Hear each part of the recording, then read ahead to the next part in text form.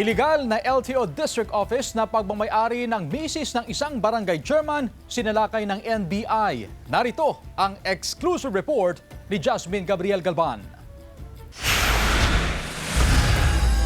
Sinalakay ng NBI, katuwang ang LTO at Pangasinan Police, ang iligal na LTO District Office sa Sitio Pugo, Barangay Binalay, Malasiki, Pangasinan.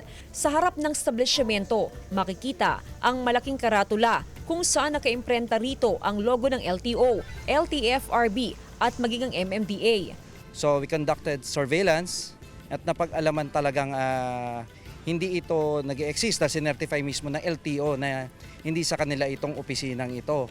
At nagulat kami after mag-conduct ng entrapment operation, may mga pusure agents na pumunta rito, nakapag-apply sila ng lisensya.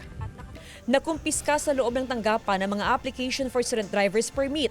Panawagan ng LTO sa mga naisyuhan ng peking student permit na makipag-ugnayan sa otoridad para sa pagsampa ng reklamo laban sa may-ari ng establishmento. Ang ginagamit po nilang mga resibo ay hindi po tugma sa ini-issue po talaga ni LTO. Giit ng may-ari ng illegal na LTO District Office na legal ang kanilang operasyon, meron daw siyang authority to operate. Bakit naman po ako aarestuin? May asawa po ako ng kapitan. May karapatan po kami gumawa na isang establishment na magkakatulong. LTO, Regional Office. Ako po nanghingi po ako ng Nabigyan na po ba kayo? Pinaprocess po. Pinuntahan ng GMA Regional TV 1 North Central Luzon ang bahay ng barangay chairman pero wala siya roon. Sa pakikipag-ugnayan ng news team sa iba pang kaanak ng punong barangay, iginiit nilang wala siyang kinalaman sa operasyon ng iligal na LTO District Office.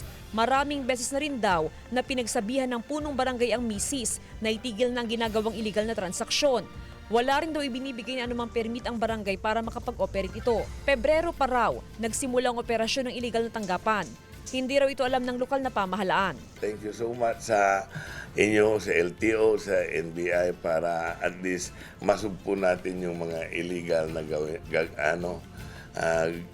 activities dito sa bayan ng Malasiki. Inihahanda na ng NBI ang mga kasong isasampa laban sa nagpapatakbo ng iligal na tanggapan. Panawagan ng LTO sa publiko na sa mga lehitimong LTO District Office lang magproseso ng mga student permit, driver's license at rehistro ng sasakyan. Kasama si Daryl Peralta, Jasmine Gabriel Galban, 1 North Central Luzon.